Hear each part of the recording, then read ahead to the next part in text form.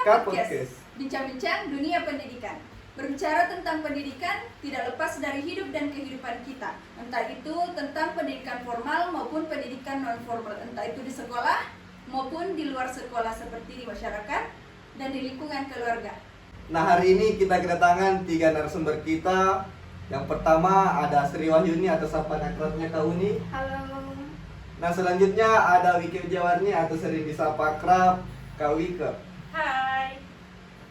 Nah, yang terakhir ada Ulfia Fajriani atau dengan sapaan akrabnya Kak Ulfi. Nah, bincang-bincang kita kali ini akan mengeksplorasi tentang nilai-nilai Pancasila sebagai entitas dan identitas bangsa Indonesia dan perwujudan profil pelajar Pancasila di abad ke-21. Oke, sekarang Kak Uni, bagaimana sih relevansi Pancasila dengan pendidikan di abad ke-21 ini? Oke, baik. Di abad 21 ini kita ketahui dunia pendidikan itu sangat dekat dengan teknologi, di mana teknologi ini membuat kita mudah mentransfer informasi dari satu negara ke negara lain. Nah, peran Pancasila dalam hal ini yaitu untuk sebagai pedoman di mana kita jangan mudah terpengaruh dari budaya-budaya luar. Kita harus tetap menjunjung tinggi nilai-nilai Pancasila dalam kehidupan sehari-hari. Ya, jadi menurut Kak Uni, Pancasila ini tameng untuk kita memfilter budaya-budaya luar yang masuk ke Indonesia. Dipilah dan dipilih yang mana yang baik untuk pribadi bangsa dan pribadi kita sendiri ya. Oke. Ya, menarik ini diskusi kita hari ini ya. Nah, jadi kita telah menjawab mengenai pandangan tentang dunia pendidikan Indonesia di abad 21. Nah, untuk selanjutnya itu entah dari siapa yang menjawab ini dari ketiga narasumber. Nah, di sini ada muncul pertanyaan, yaitu bagaimana konsep utama Pancasila yang dapat dikatakan mengintegrasikan dalam dunia pendidikan itu sendiri.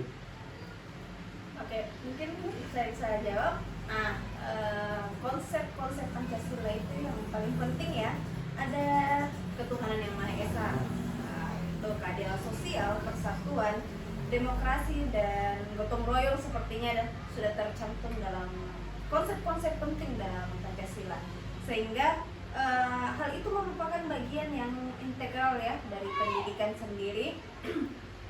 Bagaimana hal ini bisa masuk ke kurikulum dan pembelajaran untuk membentuk karakter siswa dan mencerminkan bagaimana sih sifat nilai-nilai yang paling penting yang harus dijunjung tinggi dalam sekolah seperti itu. Jadi siswa dapat saling menghormati, saling menjunjung tinggi keadilan seperti yang ada di Pancasila seperti itu dengan kesetaraannya bersama-sama temannya seperti itu. Sedikit tambahan juga, di mana konsep Pancasila ini didasarkan untuk menjembatani segala perbedaan yang ada di Indonesia. Kita ketahui Indonesia ada penuh dengan keberagaman baik budaya, agama. Nah, bagaimana kita mengintegrasikan nilai-nilai Pancasila gitu. Supaya tidak lepas dari hal-hal yang seperti itu ya.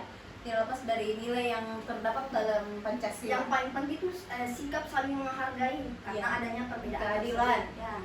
Nah, dari sini kita bisa lihat bahwa Pancasila ini sangat tidak mendukung adanya sistem pembulian di sekolah ya.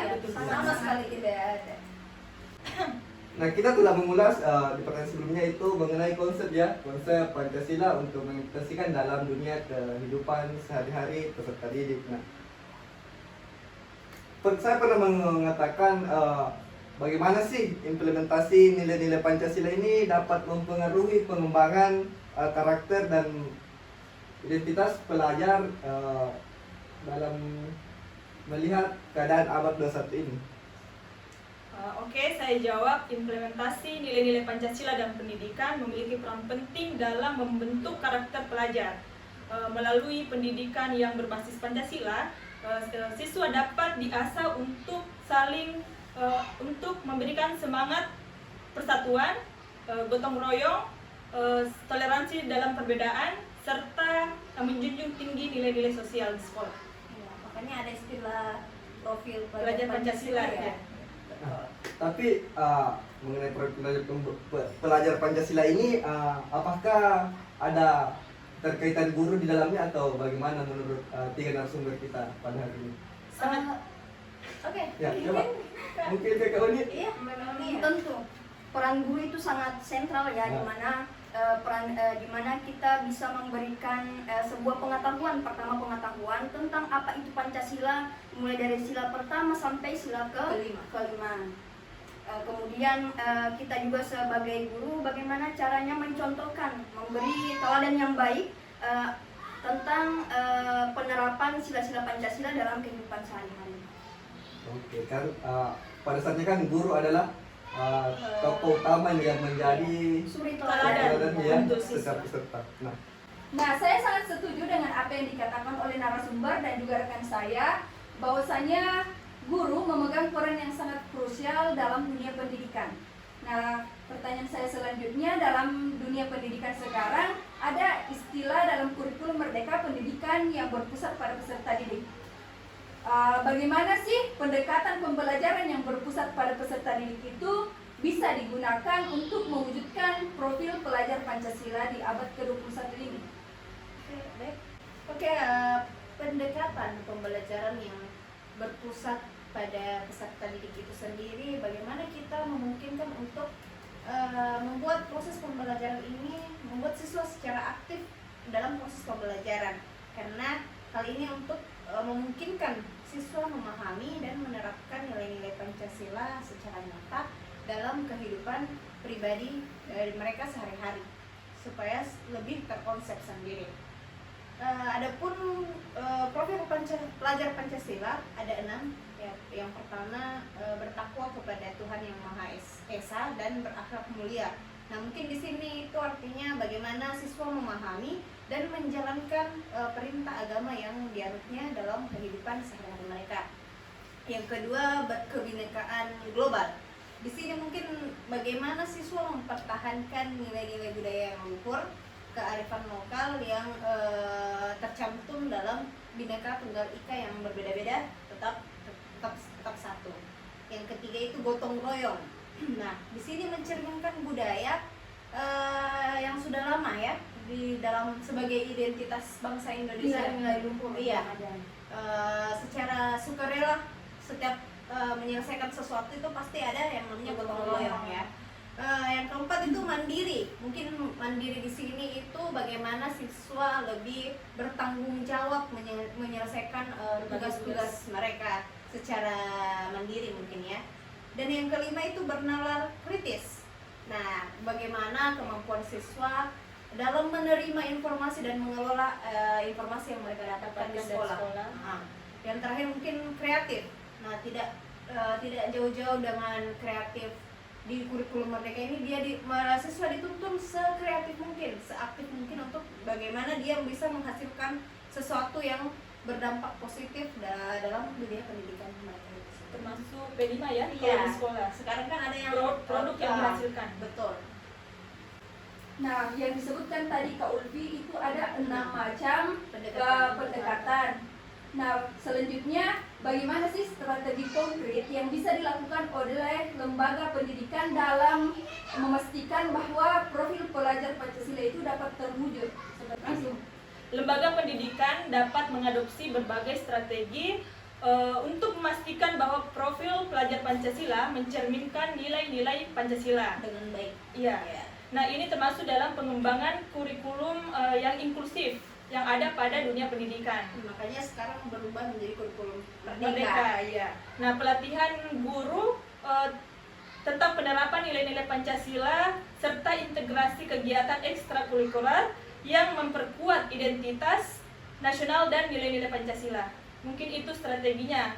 Lagi-lagi Guru kembali ke mengadakan guru ya? guru Iya. mengadakan pelatihan Harusnya ada dan ya pelatihan untuk lebih memperkuat lah pemahaman guru-guru yang ada di sekolah Ya. mengenai nilai-nilai Pancasila seperti apa yang harus ditanamkan kepada siswa. Oke, jadi menurut kalian ujung tombak dari profil pelajar Pancasila ini adalah bagaimana guru itu dapat memberikan asupan-asupan kepada peserta didik melalui apa yang mereka kembangkan dalam pelatihan-pelatihan Ya. tersebut.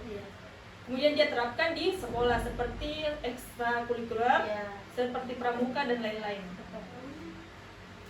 Betul sekali, berarti guru sebagai ujung tombak untuk apa yang telah dikerjakan siswa yang masih berbau Pancasila itu harus diterapkan oleh setiap guru yang ada di sekolah. Nah, berbicara tentang profil belajar peserta didik, berarti ada suatu upaya untuk melakukan evaluasi dalam konteks yang dapat berorientasi pada pendidikan untuk menjadikan pendidikan ini lebih baik ke depannya untuk pendidikan di era abad 21. Oke, baik. Ada berbagai metode ya. Misalnya kita dalam merancang asesmen itu tidak hanya menyusun asesmen tentang keterampilan, pengetahuan, tapi juga ada yang namanya asesmen sikap. Bagaimana cara siswa dalam berkomunikasi, bekerja sama dengan teman kelasnya, dan apakah punya rasa empati ketika melihat teman yang kesusahan dalam mengerjakan tugas itu, apakah dia membantu dan lain sebagainya. Seperti itu. Jadi profil pelajar Pancasila ini sangat bagus ya, karena tidak hanya mengedepankan pendidikan Secara kognitif, iya, tapi secara benar- kognitif, tetapi juga secara karakter. Karakter, ya, Ya, karakter peserta mereka didik. harus dikembangkan karena peserta didik itu tidak hanya harus pintar, Ya. tetapi juga berbudi pekerti yang baik. Ya. Kita tadi telah membahas banyak hal tentang konsep-konsep, implementasi, peran guru serta peran peserta didik itu sendiri, pendekatan pembelajaran beserta dengan strategi dan implementasinya. Selanjutnya kita ketahui bersama bahwa dalam perencanaan sesuatu itu tidak akan berjalan semulus yang kita bayangkan. Nah, pertanyaan saya di sini bahwa apa saja tantangan-tantangan yang kita hadapi dalam pengimplementasian ini dalam pendidikan di abad ke-21 ini. Oke, tantangan itu pasti ada.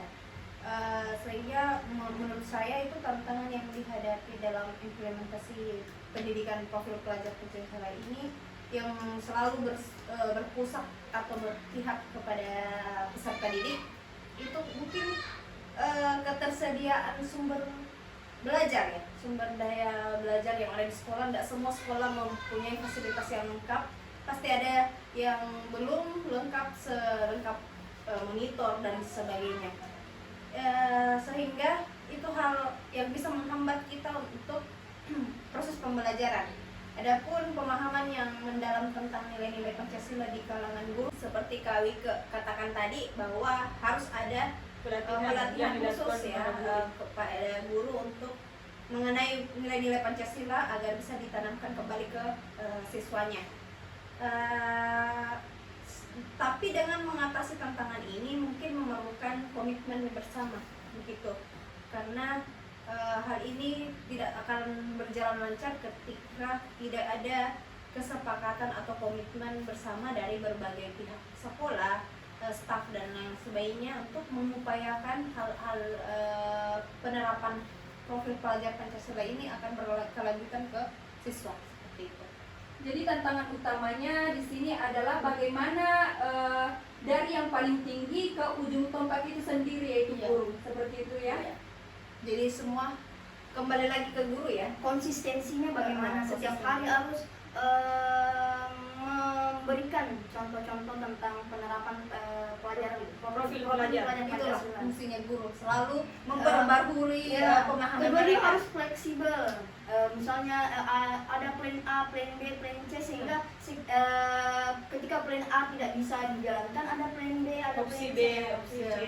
Jadi benar ya, guru harus terus mengorbit apa yang menjadi pengetahuan mendasarnya sampai kepada bisa menemukan hal-hal yang baru yang bisa dibagikan kepada peserta didik. Persis saya. Nah, selain itu sepertinya ada kesinambungan dari pusat kemudian ke jajaran-jajaran di bawahnya hingga sampai kepada guru itu sendiri ya.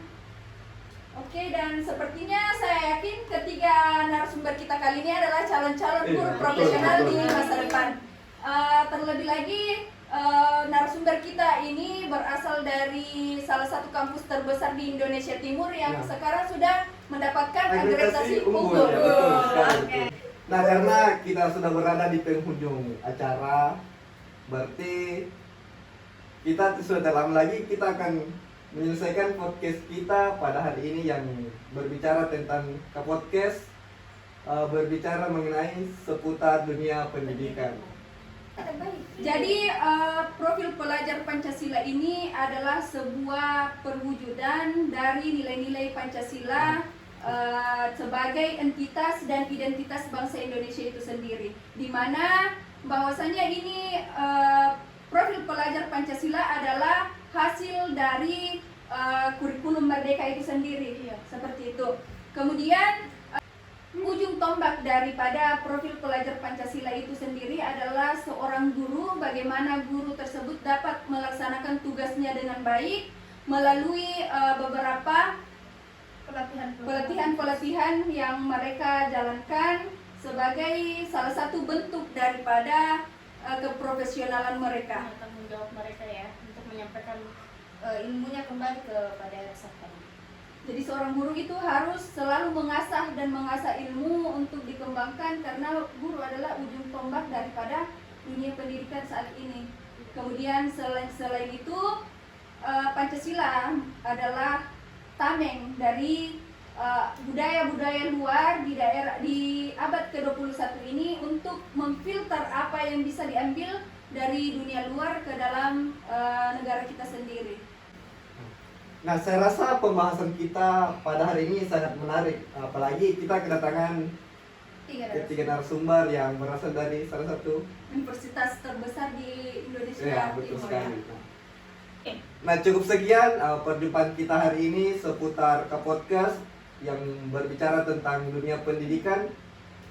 Saya ucapkan banyak terima kasih kepada ketiga narasumber kita hari ini yang berkenan hadir di acara Kapodcast berbicara dunia pendidikan. Sampai jumpa di Kapodcast episode selanjutnya. Assalamualaikum warahmatullahi wabarakatuh. Kapodcast, bincang-bincang dunia pendidikan. Sudah.